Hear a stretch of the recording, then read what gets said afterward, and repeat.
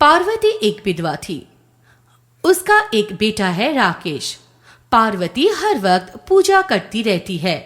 ऐसे ही एक बार वो शिव जी के मंदिर जाती है और उसने अपने बेटे के लिए सर्वगुण संपन्न बहू मांगती है, जो अच्छे से घर को संभाल पाए और उसकी बेटे का भी ख्याल रख सके।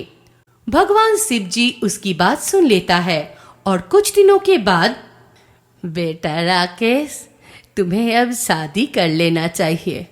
मैं तो अब कुछ नहीं कर सकती, तुम्हारा देखभाल भी अच्छे से नहीं कर पा रही हूँ, इसीलिए मैंने तुम्हारा शादी तय कर दिया है।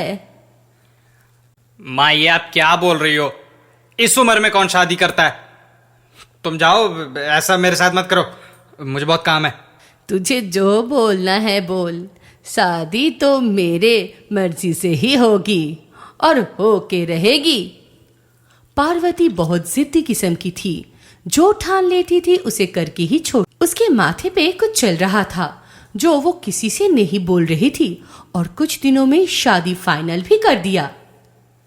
शादी के दिन सुबह पार्वती राकेश के कमरे में जाती है।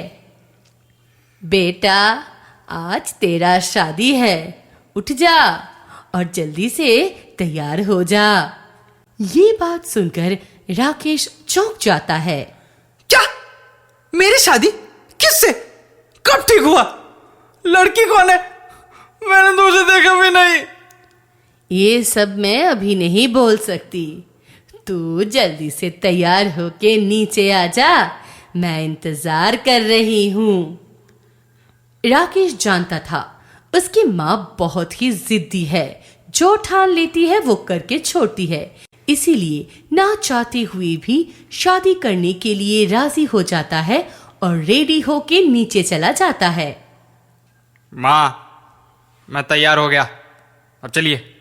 हाँ, ये हुआ मेरा अच्छा बेटा, किसी की बुरी नजर न लगे तुझे। फिर वो दोनों निकल पड़े शादी के लिए। अब शुरू हुई असली मजा। शादी के मंडप पे आके राकेश देखता है कि वहाँ 5 दुल्हन हैं। उसे कुछ समझ में ही नहीं आता है कि क्या हो रहा है। माँ, यहाँ कितने लोगों की शादी है? इतने सारे दुल्हन।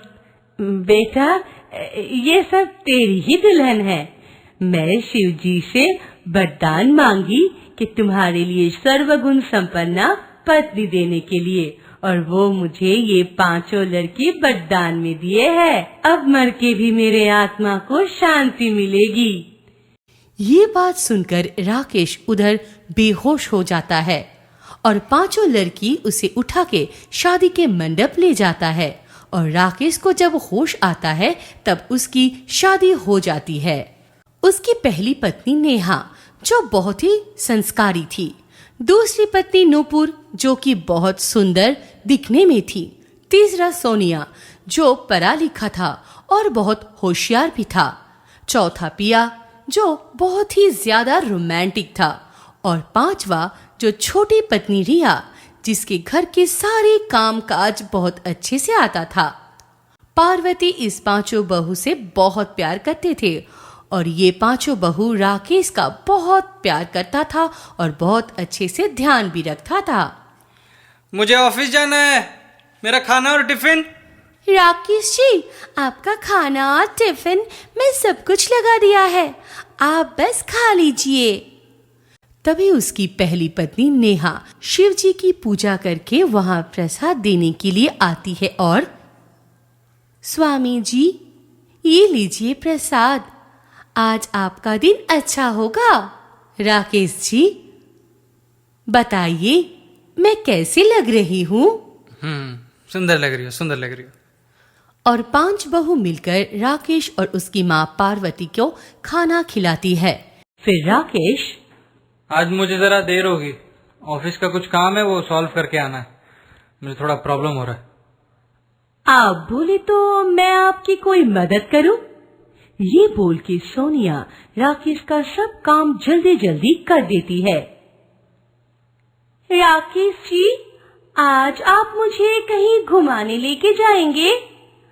आज का मौसम कितना सुंदर है ऊपर से आपका प्रॉब्लम तो सोनिया सॉल्व कर दिया है। ठीक है, शाम को तैयार रहना। ये बोलकर राकेश ऑफिस चला जाता है और शाम को घर लौटकर देखता है पांचों बहू तैयार होके बैठा है। ये देखकर राकेश परेशान हो जाता है, सभी को एक साथ कैसे बाहर लेकर जाए। वो कुछ बहाना बनाकर घूमने नहीं जाता है और अपनी माँ के पास जाता है। माँ, ये सब मेरे साथ नहीं हो रहा है। एक साथ उन सबको कैसे संभालूं? आपने ये ठीक नहीं किया मेरे साथ। समय आने पर पता चल जाएगा तुझे। पार्वती का शरीर ठीक नहीं था, इसीलिए कुछ दिनों के बाद उसकी देहांत हो गया। कुछ दिनों के बाद राकेश की जॉब भी चली जाती है। घर में सबको लेकर राकेश परेशान हो जाता है और अपना घर भी बेच देता है। अपनी पत्नियों को लेकर वो सड़क पर आ जाता है। फिर वो पांचों पत्नी अपने अपनी गुणों से कुछ ना कुछ काम ढूंढ लेता है और फिर से अपने लिए एक बड़ा सा घर बना लेता है। और सभी का ये गुण देखकर राकेश भी खुश हो जाता है और मन से सबको पत्नी मान भी लेता है और सभी एक साथ खुशी खुशी रहने लगते हैं। तो बताइए फ्रेंड्स, कैसा लगा हमारा पांचों बहू वाला पति का कहानी? नीचे कमेंट करके जरूर बताना।